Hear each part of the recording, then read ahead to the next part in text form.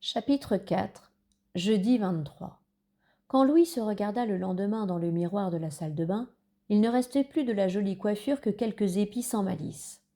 Louis se souvint qu'il avait reçu dans un magazine un échantillon de gel coiffant. Il alla le détacher de la page de publicité et se refit un effet saut du lit. Mais tu deviens coquet, le taquina sa mère en le croisant dans l'entrée. Il y a une demoiselle qui te plaît au salon? Louis eut un petit sourire de gêne. Pour la première fois, il venait de remarquer que sa mère portait sur la tête une choucroute jaunâtre assez attristante. Je rentrerai tard, la prévint-il. Il avait l'intention de rester jusqu'à la fermeture. Il voulait savoir où madame Maïté s'en allait le soir venu pour chasser cette idée saugrenue qu'elle dormait sous son comptoir. Le jeudi était habituellement un jour creux avant le coup de feu du vendredi. Quand Louis entra, le salon était désert. Fifi leva le pouce en l'air pour le féliciter de sa coiffure. Il faudra que j'en achète un, dit le garçon en montrant un tube de gel coiffant. Servez-vous, lui offrit madame Maïté. C'était assez surprenant, car la patronne était près de ses sous. Mais pour Louis, c'était gratuit. Garance était déjà arrivée et soupirait en feuilletant un magazine. Elle aurait mieux fait de rester couchée. Clara vous a dit quelque chose hier soir s'informa madame Maïté. Fifi secoua la tête et regarda sa montre. Clara n'était jamais en retard. Le tram marche mal ce matin, avança Garance à tout hasard. Ne dis pas de sottises, la rabroua madame Maïté. Clara vient à pied. À 10 heures, la jeune femme n'était toujours pas là et le salon commença à s'activer. Louis se sentait inquiet et regardait souvent par la vitrine. Soudain, il l'aperçut qui traversait la rue, le visage enfoui dans un châle couleur fuchsia. Elle entra en coup de vent et courut vers le vestiaire.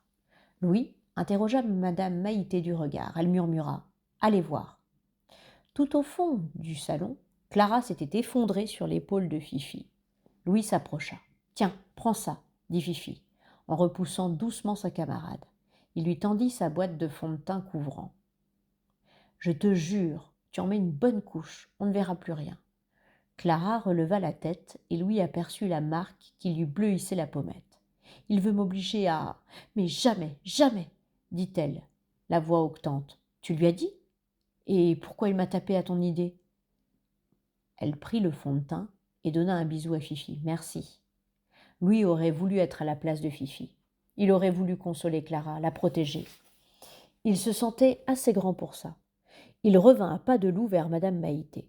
« C'est quelqu'un qui l'a frappée, dit-il, sans pouvoir mieux expliquer. « Elle ne s'en sortira pas de cette histoire, marmonna la patronne pour elle-même.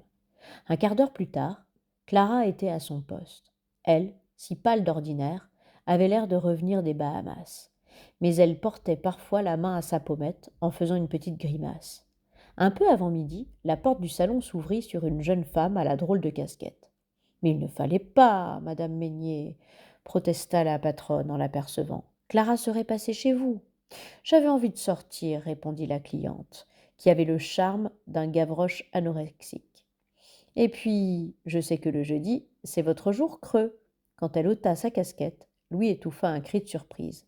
Elle était chauve. Alors, il fit le rapprochement. Théo et Léa, la mamie, la chimio, cancer.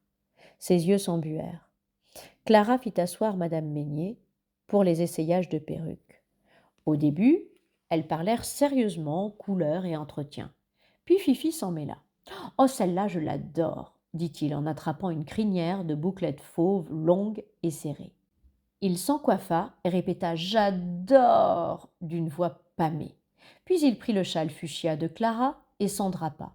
Alors commença le plus grotesque des défilés de mode. Fifi, essayant les perruques l'une après l'autre, transformant le châle en jupe, en sari, en tchador, en cape, et commentant le tout sur un ton prétentieux de chroniqueur mondain.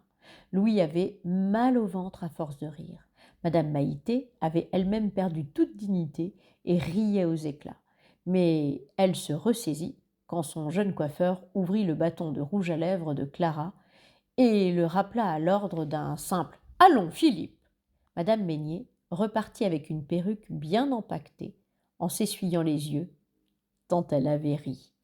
Pendant l'après-midi, Clara proposa à Garance, qui devait sortir en boîte le soir, de lui faire des petites tresses afro. Louis, perché sur son tabouret à roulettes, regarda attentivement le tressage, puis il se mit à imiter les gestes de Clara dans le vide. « Du monde pour vous, Clara !» appela madame Maïté. La jeune femme dut abandonner Garance. « Eh, mais t'en as pas pour longtemps, s'affola l'apprenti. Malheureusement, la cliente voulait une couleur assortie d'une coupe brushing.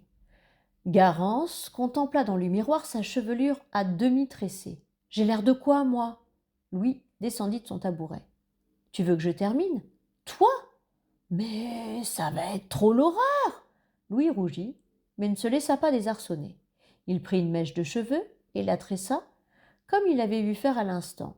Au bout de 10 minutes, Fifi s'approcha intriguée. « Dis donc, tu te débrouilles ! Vous avez vu madame Maïté ?»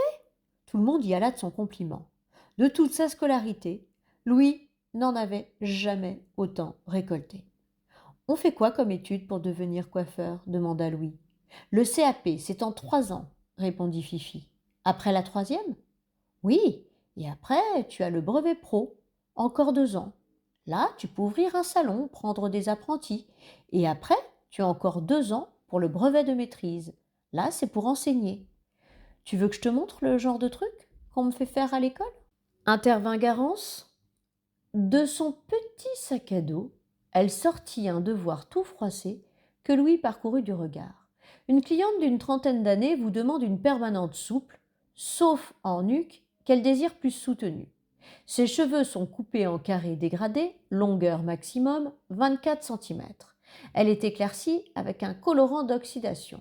1. Comment procédez-vous pour obtenir le résultat demandé ? 2. Quel est le rôle du bigoudi de permanente dans le cas présent ? 3. Nommez un sel réducteur dans une permanente froide alcaline. Les yeux de Louis s'agrandissaient au fur et à mesure qu'il lisait. Il rendit le devoir à Garance, elle avait eu 7, en faisant une grimace incertaine. La cliente de Clara était repartie. Dès que l'activité du salon retombait, chacun sentait la force de l'attraction terrestre. Pieds de plomb, jambes lourdes. Fifi alluma radio-vibration. « Un tango, j'adore !» s'écria-t-il. Il fit quelques pas de côté, avec l'air dramatique du danseur argentin. « Tu danses ?» Il invitait Clara. La jeune fille eut un rire hésitant, mais le bandoneon lui déchirait les tripes. Elle s'accola à Fifi et fit 3 pas glissés sur le côté, un bras tendu à l'horizontale et le port altier. Comme elle était toujours juchée sur ses talons aiguilles, Fifi lui arrivait à la poitrine. Louis ne savait plus où poser le regard pour éviter ce spectacle ridicule que lui renvoyaient tous les miroirs. « Tu danses ?» Garance s'offrait à lui. « Non, non, je ne sais pas. »« Ça n'empêche pas, » le rassura Garance. Elle lui passait déjà le bras autour de la taille quand la porte se mit à sonner. « Eh bien, il y a de l'ambiance » fit une voix un peu inquiète. « Fifi, baissez la radio » cria la patronne. D'un sourire, elle chercha à gagner l'indulgence de sa cliente. « C'est jeune, faut bien que ça s'amuse. Vous venez pour le coup de peigne, mademoiselle Rapoport ?» Au grand soulagement de Louis, Garance fut chargée de préparer le thé vanille pour la vieille demoiselle. Puis, à 18 h, madame Maïté lui permit de s'en aller. Fifi accompagna Garance jusqu'à la sortie en lui chantant « Ce soir je serai la plus belle pour aller danser ». La petite apprentie s'était fait maquiller par Clara. Avec ses yeux fendus et ses joues pleines, son petit mufle buté et sa masse de cheveux tressés, Garance partait allumer la nuit des banlieues orléanaises. Louis, un peu renfrogné, la regarda par la vitrine en songeant au garçon pour lequel il avait travaillé. « Vous pouvez rentrer aussi, Louis, » proposa madame Maïté. « Il ne va plus se passer grand-chose maintenant. » Mais Louis refusa. Tant pis pour Charmed. Il souhaitait faire la fermeture. D'un commun accord, à 19 h 30, on décida de fermer le salon. Louis alla chercher les manteaux au vestiaire. Quand il revint les bras chargés, il faillit tout lâcher sur le carrelage. Fifi manœuvrait le fauteuil de madame Maïté. C'était un fauteuil roulant qui restait tout le jour encastré derrière le comptoir. Clara tira une portière en tissu qui dissimulait une ouverture dans le mur. Madame Maïté habitait la maison qui jouxtait le salon. « Qu'est-ce qui vous arrive, Louis ?» demanda la patronne. Le garçon la regardait avec des yeux épouvantés. « Vous n'étiez pas au courant ? Non, non. Accident de voiture, dit-elle sèchement. Bonne nuit, Louis. N'oubliez pas le gel coiffant. Fifi reconduisit Louis jusque chez lui, rue de Bourgogne. Il avait envie de parler de madame Maïté. Les faits remontaient à une dizaine d'années. Madame Maïté tenait alors un salon plus modeste, à Saint-Jean-de-Breil, dans la banlieue d'Orléans. L'accident de voiture lui avait tout pris. Ses jambes, son fils, son mari. L'argent de l'assurance lui avait permis d'acheter ce salon en centre-ville et la maison d'à côté. Tous les matins, Teresa, la femme de ménage, venait s'occuper d'elle et l'installer derrière son comptoir. Le soir, Fifi ou Clara faisaient la manœuvre inverse. Jamais madame Maïté ne parlait de son accident. Elle professait que le malheur fait fuir la clientèle. Fifi laissa Louis devant sa porte cochère. Le garçon grimpa les étages 4 à 4, laissant s'entrechoquer dans sa tête Clara et son cocard, madame Maïté et son fauteuil roulant, Garance et le tango argentin. Heureux, malheureux, il ne savait plus. Fourbu. Ce soir-là, il montra à Floriane comment faire des tresses afro à Barbie Réponse.